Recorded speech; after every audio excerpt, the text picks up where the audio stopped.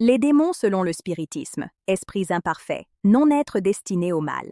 L'idée de démon a toujours été associée à des êtres créés pour le mal, éternellement pervers et ennemis de l'humanité. Cette conception, profondément marquée par la peur, a influencé pendant des siècles la manière dont l'être humain a interprété la souffrance, les tentations et les conflits moraux. Le spiritisme propose une lecture plus rationnelle, éclairante et compatible avec les lois naturelles de la vie en abordant ce thème. Selon la doctrine spirit, il n'existe pas de démon en tant qu'être créé pour le mal. Ce qui a traditionnellement été appelé démon correspond en réalité à des esprits encore imparfaits, moralement retardés, qui restent prisonniers de l'égoïsme, de l'orgueil et des intérêts matériels. Ces esprits ne sont pas mauvais par nature, mais par ignorance et immaturité spirituelle. La psychologie profonde moderne aide à comprendre cette vision. Les comportements destructeurs, les impulsions agressives et les attitudes nuisibles ne surgissent pas d'une essence maligne, mais de conflits internes non résolus, de traumatismes, de peur et d'absence de conscience éthique développée.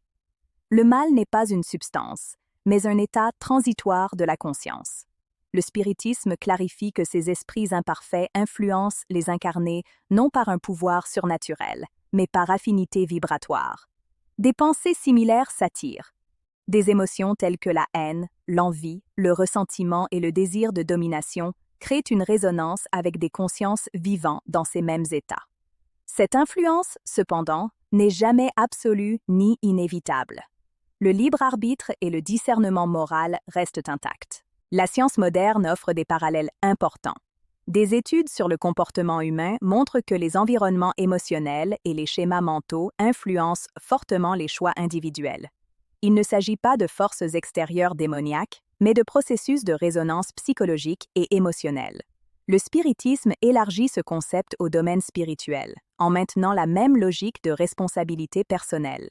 Un autre point essentiel est que les soi-disant démons ne sont pas condamnés éternellement. Comme tous les esprits, ils sont destinés à l'évolution. La souffrance qu'ils éprouvent n'est pas une punition, mais une conséquence naturelle de leurs propres états intérieurs. Au fur et à mesure qu'ils apprennent, réfléchissent et désirent changer, ces esprits abandonnent progressivement les conditions qui les maintenaient dans le déséquilibre. Cette compréhension élimine la dualité absolue entre le bien et le mal comme forces éternellement opposées. Le mal est l'absence de bien, tout comme l'ignorance est l'absence de connaissance. Là où il y a conscience, il y a possibilité de transformation. Il n'existe pas d'être destiné à l'échec définitif. Le spiritisme, en réinterprétant la figure des démons, retire la peur et introduit la responsabilité. L'être humain cesse de craindre des entités extérieures et commence à comprendre que le véritable champ de bataille se trouve dans sa propre conscience. Les pensées, les émotions et les choix construisent une harmonie avec des états plus élevés ou plus reculés de la vie spirituelle.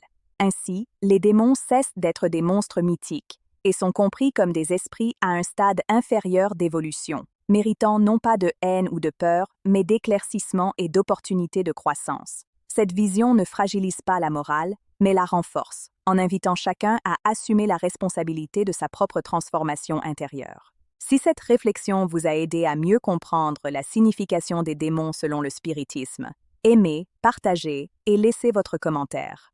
Votre participation aide ce message à atteindre plus de personnes.